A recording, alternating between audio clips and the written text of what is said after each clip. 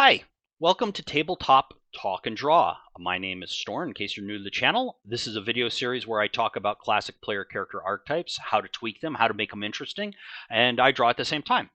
Because I believe there's a lot of overlap between drawing characters and making characters. Today is the very first winner of Tabletop Talk and Draw, so I'm really excited about this. And the contest is Tell Me About Your Character. And Brian Schoner or Schooner came in with Boddick. Brian, I apologize if I butchered your last name there. And Boddick is a monk who is a gnome. So without any further ado, let's get to drawing.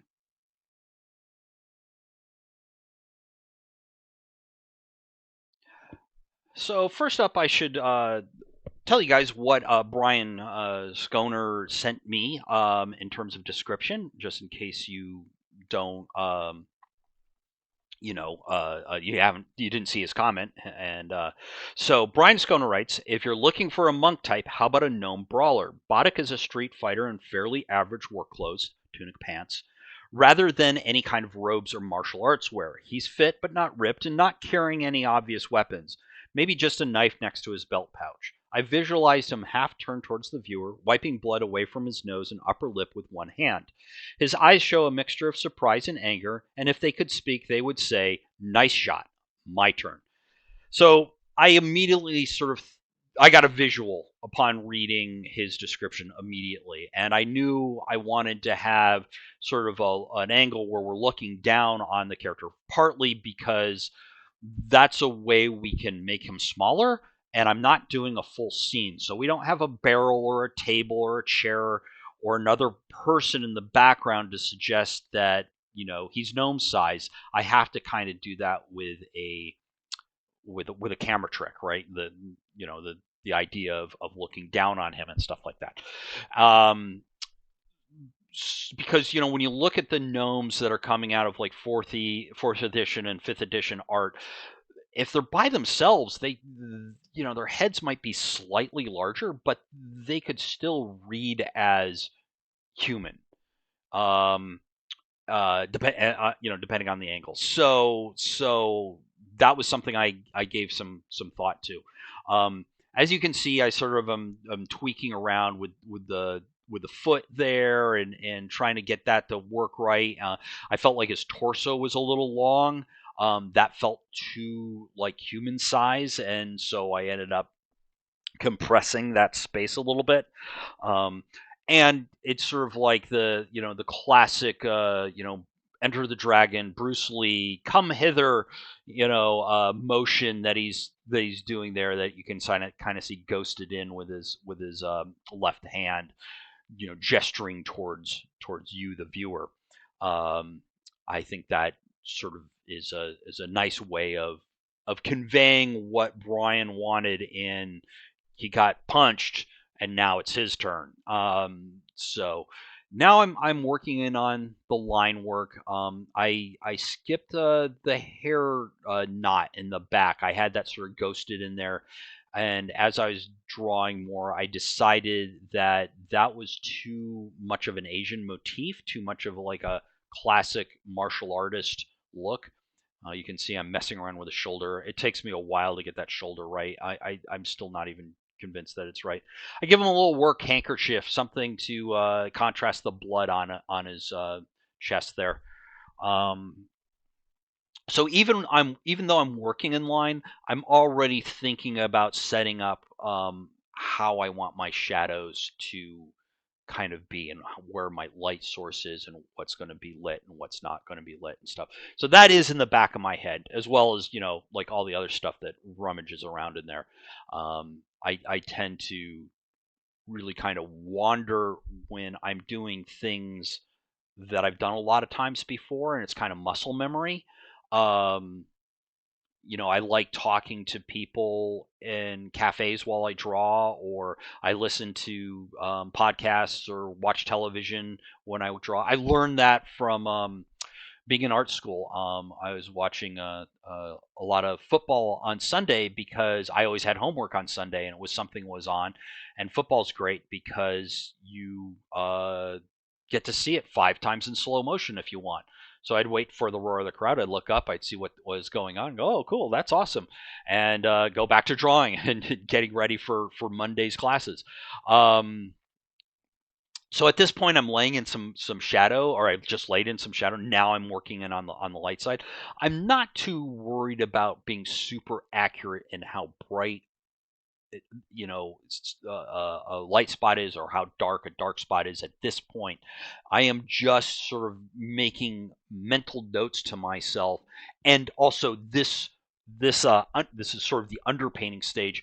This will exist when I start to bring in the actual color, and then it will be sort of constant negotiation between how dark something is and how light something is, and how chromatic it is, and how there was yeah, so my finger hit the Windows key on my keyboard while I was trying to do a shortcut, and that's why you went to the desktop really quick and you saw a picture of my cat Ashton when he was a baby.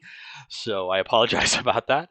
Um, yeah, I'm fat fingered sometimes. So now you can see I'm laying in the skin tones, and in retrospect, I could have gone on with a little tanner, um, darker skin tone, to sort of uh, visually inform you that this is someone who works hard, is out in the sun, you know, sort of going into Brian's idea about him being a laborer. So, but I think when it all comes together, it works okay. I still think I could have probably gone in there and just bronzed his skin up a little bit, but I can live with this for sure.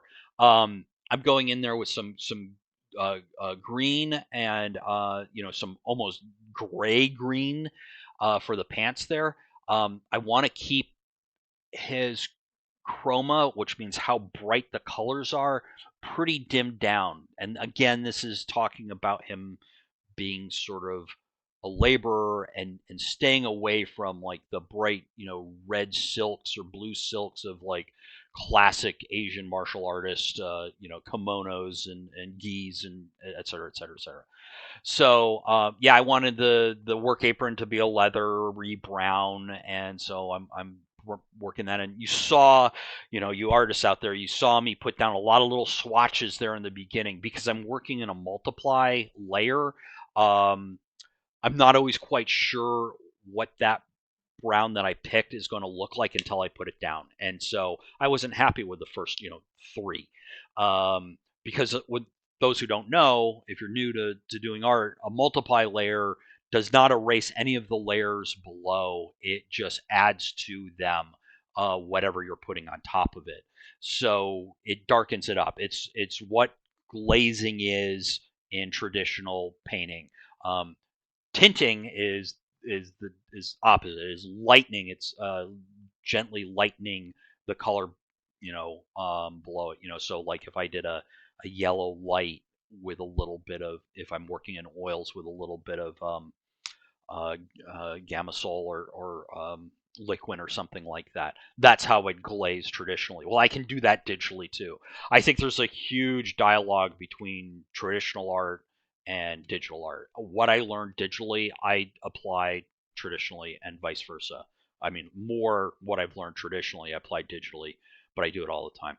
So, yeah, I'm working on the handkerchief there. I'm not super happy with that yellow that I've got there. I think that's a little bright. It calls too much attention to itself. I mean, I like the contrast for the blood splatter, but you'll see me come back to that handkerchief and work it. Just trying to round out my forms a little bit, make them read. Get a little more shadows in there. Um, you know, there are times where I'm eliminating line, and there's times I'm keeping line by uh, painting up to the line as opposed to painting over it, and that's just I don't have a really clear cut of way of doing that. I decided his hair was going to be brown. I don't know why. I just liked it. I thought it was brown is a hair color that isn't spectacular. Like purple is a spectacular hair color. Platinum blonde is a spectacular hair color, and I think even the color choice of hair says something about the character to the visualer. to to them. So if you throw this picture up at your table, um, your players and your GM are, or if you're the GM, are going to get a lot of information from a drawing. They say a picture's worth 1,000 words. I don't know if that's true, but it's worth a lot of words. There's a lot of information I can convey with a picture very, very quickly. In fact, I tend to keep a morgue for games when I GM, um, uh, to pull out in case an NPC has to be introduced very quickly at the table, and I have one that fits. I find that's a really easy way to ease the players into saying, okay, this is a gnome, and he doesn't have any weapons, and he doesn't have any armor, and he's tough as nails. I think they can get that from this image, without me really going into that. And then I can concentrate on what my friend Judd calls the law of three for descriptions, which is you pick three things to talk about. So, if I was describing Boddick here, I would say he's dressed as a day laborer. He looks tough as nails, and he's very assured, and then we can move along. Because I find, you know, in tabletop gaming, you really have to weigh how long you describe things as a GM or as a player, and because you don't want to lose your audience, you don't want to bore your other fellow players, but you also don't want to shrift them on information, because so much relies on our description. We don't have body language of these characters in front of us like we do in real life when you're having a face-to-face conversation. You don't have all the thousands of cues that you pick up on, um, and we need to get some of that across in order to differentiate, you know, one paladin from another paladin, or one cleric from another cleric, besides just, cleric A has, is the sun god worshiper, and cleric B is the, Lady of Crows worshiper. I mean, that's real shorthand, and it works, but then I think that falls into cliche, and I don't know about you, but I've been gaming a really long time, since 1977, tabletop wise. I was wargaming before that. I'm an old guy, and I get bored by cliches. They just bore me. I mean, if someone comes to the table with like, yeah, he's a fighter and he's got claws that pop out of the back of his, forearms, and he, has a medallion that regenerates all his wounds, and I'm like, it's a Wolverine clone. I mean, come on, and he's yellow and tan in his outfit. Oh my God, can you file some of the serial numbers off and just, you know, keep it to can we change it up? I mean, can you think of a way around that? So, anyways, luckily, Brian did a great job in getting a character to me that I haven't seen in a game. I have never played against or with a gnome monk brawler, so I was very excited about that. Uh, yeah, I'm working into the handkerchief a little bit at this point because I wasn't happy with it. I sort of made the shadow area blue at one point. It was very aqua, and that was reading the shadow area was kind of aqua, and that was reading way too bright. Um, I'm still liking the contrast on the handkerchief because it shows the blood splatter nicely. And I think that's important for our character concept. So yeah, so the contest is still going. If you wait till the end, I'll talk about how you can get your character drawn. Hi, there you have it, Boddick the Gnome Monk. I hope you liked it. So, anyways, the contest is still going. There's lots of character archetypes I haven't heard about yet. So I don't think we have a lot of clerics, and clerics could be really varied. So if you want to be a part of the contest and have me draw your character, send in, an entry. I will pick one archetype to do. So, ranger, cleric, fighter, whatever. I've already done the fighter. So, and then you get a free Storn cooked drawing. And you will get a nice, high resolution file for you to have to print or do whatever you want to do with it. So be the envy of your geeky friends and family. So I'm looking for character concepts that are outside the box. Think of what they carry, what they wear, how they look, what their body language is like. All that stuff gets, put into a mixing bowl, and something comes out of it that I hope is not half baked. So just a few sentences about your characters in any comment section of any of the Table Talk and Draw videos, and I will keep an eye out for them. Thank you so much for tuning in, and keep on keeping on.